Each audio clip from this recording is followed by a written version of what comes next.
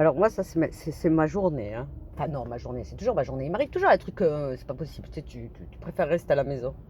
Je sors ce matin. Bon, normalement, on commande les courses, on se fait livrer. Mais là, c'était une urgence. Il fallait que j'aille acheter un truc en urgence. Je déteste les magasins. Je déteste le bruit. Ah non, je suis quelqu'un qui vit. J'aime pas le bruit. Enfin bon, je vais au magasin, je vais dans un rayon très très très très très précis et je suis en train de chercher exactement le produit que je veux. Donc il faut se concentrer. Je déteste les centres commerciaux. J'y vais. Et là, j'ai un gosse qui me braille dans les oreilles, mais littéralement, me brailler dans les oreilles.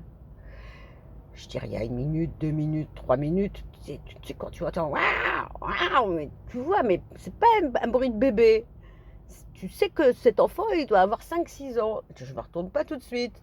C'est à un moment donné, c'était là, mais il va arrêter. Il va arrêter, il va arrêter, arrêter. Et du coup, au bout de 5 minutes, qui me braille dans les oreilles, je me retourne, je tombe nez à nez avec la maman et j'ai un mouvement d'humeur. Mon regard parle de lui-même. Euh, Mon regard voulait dire non, mais ça suffit, tu peux pas dire à ton gosse d'arrêter de hurler. Je ne l'ai pas verbalisé. Mon regard parlait de lui-même. Et là, elle me dit quoi? Bah, je regarde, en fait, il y a un enfant dans un caddie, mais voilà quoi, un enfant. Bon, pour moi, il avait 6 ans, ou 5, 6 ans. Debout dans le caddie, en fait, il me tendait quelque chose. C'est la raison pour laquelle il me braillait dans les oreilles. En fait, je pensais qu'il braillait, mais en fait, il parlait. Mais bon, la suite arrive. Enfin, il parlait. Mais bon, c'était pas un langage, tu vois, c'est un langage en braille. Et mon regard à la maman, mais sans plus, quoi. C'est un petit mouvement d'humeur, hein. Je ne dis rien. Et là, la maman me répond immédiatement, instantanément, il est handicapé.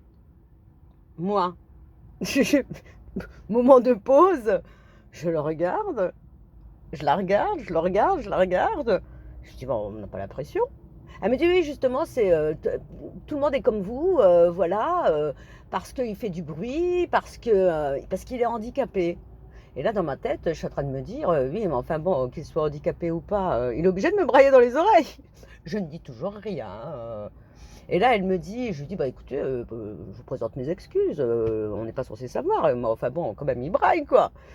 Qu'il soit handicapé ou pas, hein. Mes oreilles sont fragiles, hein.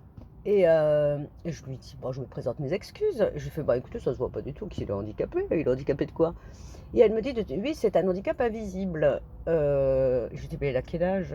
Et en fait, il a 10 ans. Mais on a l'impression qu'il a 5 ans, hein. Et du coup, elle me dit, elle n'arrêtait pas de dire, il est handicapé, il est handicapé. Et puis à un moment donné, je lui dis, mais vous savez, vous devriez éviter de dire ça devant lui. Vous savez, il comprend, hein, il est différent. Pourquoi tout de suite handicapé? Bon, c'est un enfant différent. Et donc, c'était une arabe. Et je lui dis, vous savez, hein, personne ne sait ce que l'on devient. Et vous savez, il y a des personnes qui n'ont pas de handicap et qui ne font rien de leur vie. Il fera quelque chose de sa vie, à sa manière, il est différent. Et moi, je pensais encore dans ma tête, ça tournait en boucle dans ma tête, en train de me dire, mais enfin bon, à côté de ça, il n'est pas obligé de me brailler dans les oreilles. La victime dans l'histoire, c'était mes oreilles. Mes oreilles étaient victimes du bruit, d'une pollution sonore. Et puis du coup, je parle un petit peu avec le gosse. Moi, j'attire les gosses. Les gosses m'adorent. Mais oui, parce que je sais pas, j'ai un petit côté. J'ai encore 5 ans dans ma tête, moi. Et donc, il me tend ces boules là, je sais pas, des boules de chocolat ou je sais pas ce que c'était. Bon, je discute avec lui. Et puis à un moment donné, je lui prends la main et je dis, hé. Et à un moment donné, je dis au gosse, je lui fais, oh là là, et en plus, tu vas peut-être attraper le Covid. J'ai oublié qu'en fait, il faut plus se toucher. Et je dis à la maman, écoutez, bah, on est dans un rayon où il y a des lingettes. Moi, à votre place, quand même, on ne sait pas. Enfin, on ne connaît pas les gens, quoi, hein. Euh, et, euh, et puis bon, ensuite, bah voilà, je m'en vais, quoi. Je lui dis, bah écoutez, hein, je réitère mes excuses, mais il est mignon comme tout, votre enfant, et il a plein d'affection à donner. Et dans ma tête, encore, tourne dans ma tête, mais s'il pouvait éviter de brailler, cela serait très, très, très, très, très, très bien. Enfin bon, voilà, tu commences la journée comme ça. Déjà, je devrais être en train de télétravailler. Que faisais-je, hein, au magasin? Chose que je déteste. Et en plus, pour tomber dans une situation encore ubuesque. Je me dis, ah non, mais non, il faut rester à la maison. Ah non, mais il faut pas sortir, hein. Oh, c'est hostile dehors, hein. Mais enfin bon, non mais ce qui est hostile, c'est quand je lui présente mes excuses: «Oui, de toute manière, on fait tous la même chose, vous êtes gêné, mal à l'aise». Je fais: «Non, je ne suis pas mal à l'aise. Je n'étais pas censée savoir, qu'il était handicapé, quand bien même, il fait du bruit, il est obligé de me brailler dans les oreilles dès le matin. J'ai même pas eu le temps de boire mon café». Oh là là! Enfin bon, oui, les handicaps invisibles, il n'en reste pas moins que même s'il y a handicap, tu te rends bien compte que c'est très pénible pour les personnes autour, d'entendre des braillements.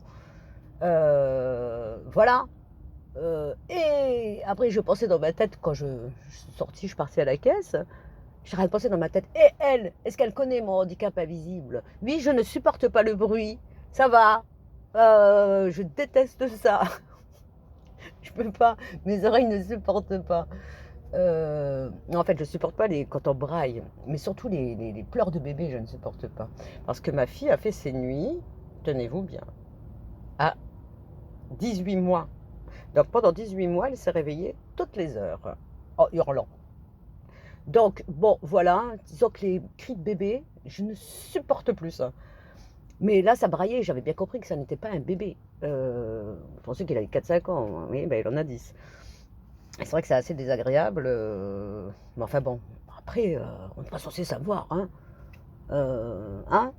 Oui, tu pas gêné, mal à l'aise, bah, mais on n'est pas censé savoir, et puis quand bien même: «Oh, tu peux pas le laisser à la maison». Non, ça c'est de l'humour. «Tu peux pas le laisser à la maison». Non, ça c'est de l'humour, c'est méchant ça. Mais bon, voilà quoi, c'est limite, on doit tous porter, ton fardeau. Ben non, ça va. Bon, ça aussi c'est de l'humour, hein. Il faut prendre ça avec moi des fois, il faut prendre au 10e, 20e, 30e degré, hein. Hem, bon, ben, c'est tout, il faut vivre avec, ce que Dieu nous a donné, hein, et puis, en faire, moi je dis toujours, hein, d'un citron, tu dois être capable de faire, d'un citron le plus acide, le plus aigre, le plus mauvais, tu dois pouvoir faire une limonade. Il faut transformer, même si on t'a donné ça, si tu as ça, il faut que tu sois capable de le transformer en une belle limonade. Voilà, c'est pas grave, le tout c'est de vivre positivement les choses et non le subir. Bon voilà, c'était la petite vidéo du matin.